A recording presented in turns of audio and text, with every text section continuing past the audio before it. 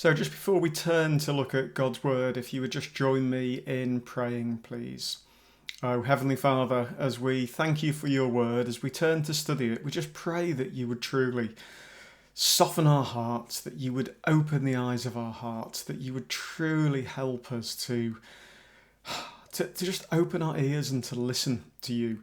And I just pray that you would give me the right words as well. And we ask this in Jesus' name. Amen.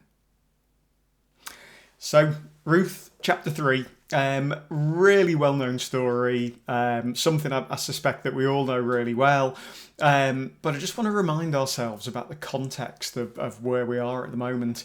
And, you know, it's such a short book, the book of Ruth, so I think it's something that is really powerful to read in one sitting. And almost, you know, I don't think I even need to preach because I'm still going to. But if we read Ruth in one sitting, and if you remember the historical context of when it was set, then there's a few things that just jump out absolutely loud and clear. And the first one is about, you know, what the times were like. Right back at the beginning of Ruth, you know, in the days when the judges ruled, there was a famine in the land. This took place when, in really dark and difficult days, when people were doing whatever they were wanted, things were not going well. They were dark, messy, unpleasant times. And look, it isn't exactly too difficult to see the connection to life today, is it? And I'll come back to that in just a moment. So, first one, set in difficult times. The second thing that jumps out absolutely loud and clear for us is that there's lots of coincidences, or lots of what I think we tend to call God incidences. There's one commentator, Jonathan Prime, that's got this to say about this. He says, "The story is told by a narrator who highlights how certain details just so happened to fall into place. For example, chapter 2 starts with the information that Naomi had a relative on her husband's side from the clan of Elimelech, a man of standing whose name was Boaz. When Ruth then goes out to glean in the fields, the narrator informed us, as it turned out, she found herself working in a field belonging to Boaz, who was from the clan of Elimelech. Bethlehem was a farming community. Fields belonged to various farmers. Ruth was a newcomer. She would not know whose field was whose. She did not know Boaz. Boaz did not know her. But the narrator wants us to know that God was in control of these details. It was no coincidence that Ruth ended up in Boaz's field. God doesn't do coincidences." So, the whole of the book of Ruth is full of these little God incidences. It just so happened. Oh, look, you know, look what's happened. And we know that that's God's hand at work. Even if you can't physically see his hand, it's God's hand at work. Thirdly, it's about faith in action. The commentator Prime again says this. Let me just quote him for one sentence.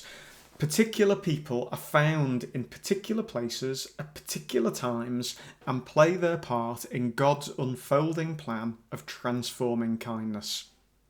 So, three things. Messy, challenging times. God's hand is at work all the time, even if people don't recognise it. There's lots of God incidences.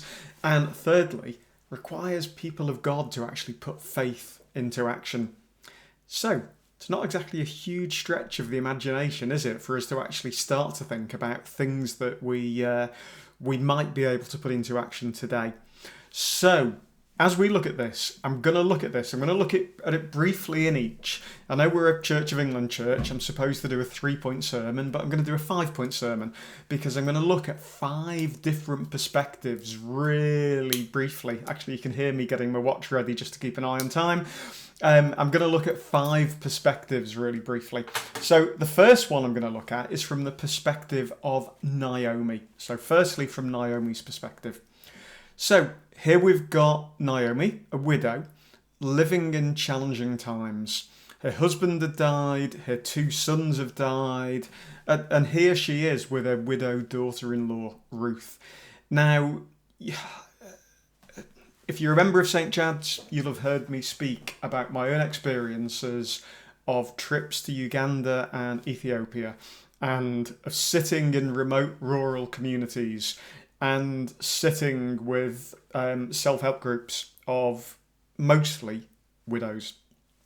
And that sitting in a really remote rural community, where everybody's ploughing and using oxen, and there's no tractors and tools and things, just really means, when I hear something like this and I read the book of Ruth, it just hits me hard, and it takes me back to that time.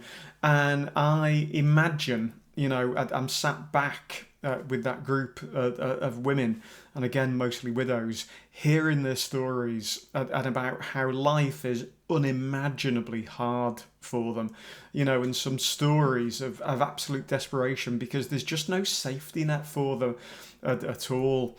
Now, in this context with Naomi, there's a lot of God incidences that Naomi recognises. She sees it for what it is.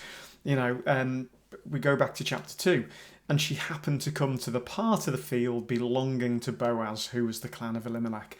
And behold, Boaz came from Bethlehem. It's like all of these things. So, what's going on with Naomi? Well, Naomi has a vision for Ruth, to have a home, to be well provided for. We read about it. I must find a home for you where you will be well provided for. So Naomi's got a vision for Ruth to have a home. She recognises the opportunity, but Naomi's also got a plan for Ruth. She tells Ruth exactly where Boaz will be and precisely what Ruth should do. And she's very prescriptive, isn't she? She's kind of very direct about, what to do. Now, this isn't some kind of mother-in-law just deciding, randomly she's setting Ruth out on a mission. The NIV, as we've just heard Sir read, it translates verse 2, now Boaz is a relative of ours, which is true. But the NRSV translates it as Boaz is a kinsman of ours. And a theme we keep coming back to time and time again in the book of Ruth is kinsman redeemer. So Naomi knows who Boaz is and fully knows the role of a kinsman redeemer. In the book of Deuteronomy in chapter 25, Deuteronomy 25, read about it if you want some homework, if you want a reminder about the role of a kinsman redeemer, about the role of the nearest unmarried male relative who was to marry the widow, provide her with an heir, redeem her land, to protect her, and to do so much stuff. So, to kind of preserve the name of the person, of the first husband that had died. So, Naomi's got a vision. Naomi's got knowledge. And she knows about Boaz, and she knows about the role and the duties of a kinsman redeemer. But vision and knowledge aren't enough. Naomi's got a plan. So this is faith in action. She's trusting the kinsman redeemer will fulfill his obligations. So, first bit, Naomi, some things come across loud and clear. One, there's a series of God incidences. It just so happened that. But Naomi sees it for what it is. She recognises God's invisible grace in action. Secondly, Naomi puts her faith in the kinsman redeemer. And thirdly, Naomi has a vision, seizes the opportunity, has a plan, puts faith into action. So, that's Naomi. Let's talk about Ruth. As we move on to verse 5, we see Ruth and we see obedience, don't we? We see submission, we see humility, we see humble submission. I will do whatever you say. And that's exactly what she did. There's so many pointers here, aren't there, pointing forward to Jesus. I'll come back to that again in a moment.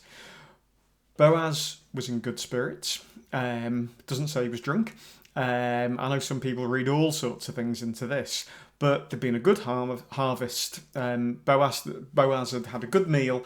He was rejoicing. He would be happy. He was in good spirits. And, again, let's address this directly. Occasionally, this is a passage where you get people sort of giving a little sort of eye raise, a little raised eyebrow about what happened. But there's no suggestion, that there's anything inappropriate going on here. But Ruth is obedient, in humble submission. She does what she's told. She goes to Boaz. She is there. Boaz wakes up. A really honest and decent man. And look at what Ruth says. I am your servant, Ruth. And then there's something that, again, I could just read over and over and over again here.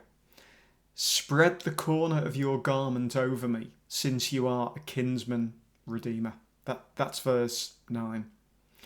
And that same word garment is exactly the same word that is translated as wings in the previous chapter. Verse 12 of chapter 2. The Lord repay you for what you have done, and a full reward be given you by the Lord, the God of Israel, under whose wings you had come to take refuge. So, chapter 2, taking refuge under the wings of the Lord, the God of Israel. Chapter 3, we've got that same word, spread the corner of your garment over me, since you are a kinsman redeemer. So, chapter 2, taking protection under the Lord's wings. Chapter 3, Ruth is asking for protection from under the garment of a man that God had provided, who God had put in that place, and who was qualified to give her the protection that she needed. What do we learn from Ruth? Trust, humble, faithful obedience. But again, it's this willingness to do something. I could imagine, if you really put yourself into Ruth's shoes, this would feel like a really bold and potentially scary move where we'd be terrified of so many things. But actually, what we see from Ruth is trust, is obedience, and faith into action. Thirdly, let's look at Boaz. So Boaz wasn't the nearest relative. There was a kinsman redeemer nearer to him. So he wasn't legally obliged to actually act here. But what does Boaz say? The Lord bless you. He recognises God's hand here. And what the rest of the chapter is about Boaz stepping up and taking responsibility. And now, my daughter, don't be afraid. I will do all you will ask. And he committed himself to act, to help Ruth and Naomi. He accepted responsibility. What an amazing, humble servant of God. He said he would do so quickly, and he was kind. And he sent Ruth home with the barley. So again, what do we see from Boaz? We see faith in action. We see acceptance of responsibility. We see doing something. We see stepping up. When you read, or when you listen to it read, when you hear Boaz's response, what kind of feeling does it leave you with? Well, it just leaves me with confidence that he'll act. You don't get any sense of being fobbed off. It's a commitment, it's a promise, and it's accompanied by generosity and kindness.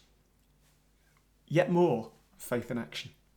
So, there's three perspectives, and probably the three perspectives that you would expect me to take from Naomi and from Ruth and from Boaz. But I want to just look at two more. Fourthly, Jesus. Now, I've got to resist the temptation to jump ahead to chapter 4 too much, but I just want to say two things about Jesus today. Firstly, don't lose sight of how this all points the way to Jesus, to the Redeemer. There's only 85 verses in the book of Ruth, but there's 23 mentions of redeem, redemption, or redeemer. The situation of Naomi and Ruth was desperate, but Boaz was the kinsman redeemer that would change everything. How much does that point towards Jesus for us? But also, again, resisting the temptation to dip too much forwards into chapter 4. Remember how this ends. We know this.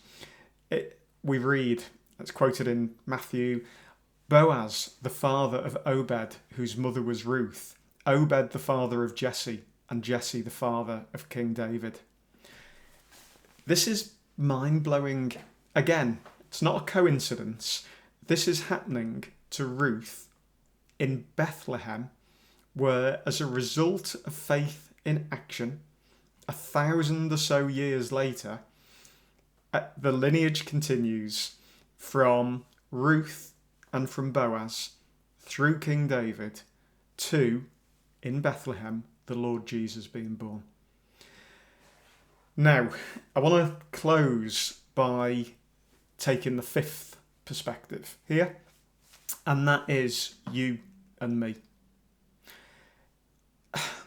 Does this send shivers through you in the same way it does me? I'm kind of feeling lost for words. I'm never entirely lost for words. But I'm feeling almost lost for words because this does send shivers through me. The book of Ruth is really well known, and that's brilliant, but there's a danger sometimes we just get too used to stuff. When we remember what really happened here, this should really, really challenge us. It's so easy as Christians to get stuck, isn't it? We can think, who am I to? Or all I can do is. And we use those as excuses all the time not to act. Or we get fearful about rejection or consequences, or all sorts of things get in the way. But here we've got a story. We have got God using people who may not look like the most significant of people. We're talking about really ordinary people like us. They arrive in Bethlehem with nothing. Ruth's a foreigner, but God used them and blessed them. Now, it's not a massively contemporary film reference, but a film, I tend to watch a film and then a few hours later I've forgotten it because most of them don't really have amazingly memorable things. Sorry, some do. Perhaps I'm just watching the wrong films. But I think is it in the 90s? There was a film called Sliding Doors, and it pursues, based on whether, from memory, I think the lady either catches the train or doesn't. And, she's just sort of seconds earlier or later. And it then goes on to tell two totally different stories based on whether she just got on the train or just missed it. And it didn't half make me think, about the ripple effect of small actions. So think about this in this context. Small actions have a huge ripple effect. In this case, that the ripple effect is huge. So think about all of the God incidences, the opportunities, and think about faith in action. Look, just before I close, those God incidences, those coincidences, maybe you and I need to be better at keeping our eyes open for these God incidences and for seeing God's hand at work, for seeing his invisible grace at work. And secondly, maybe we need to get better at putting our faith in action. In the interview with Tim Nelson, I was a bit worried about what he was going to say when he talked about getting off our, not being too comfortable. And he talked about getting off our blessed assurance and doing something. Look, the reason I interviewed Tim, I interviewed Susan Bannister last week. And after I'd stopped recording, I shared with Susan a few thoughts about, look, who should I interview from Hope for Justice? It's like, maybe I should talk to. And Sue suggested Tim. And I interviewed Tim earlier in the week before I'd done any study for today's sermon. I had no idea what Tim was going to say. But what a coincidence. How well does that interview fit with what we're looking at today? Tim sharing his story of how, in a huge coincidence, he was challenged about modern slavery and trafficking. And that happening just at the same time as back in Manchester, Ben Cooley, who's now the CEO of Hope for Justice, was similarly being challenged and was called to act and to run a big event. That story of Tim and his challenges and the opportunities that were presented and the ripple effect of Hope for Justice that has gone on to positively impact the lives of hundreds of thousands of people. So, as a close, I would call each and every one of us to be inspired by Naomi, by Ruth, and by Boaz, to recognise God's invisible grace, his love at work, to see coincidences for what they are, to trust in our Redeemer, and to get off our blessed assurance, and to act, and to do something. Amen.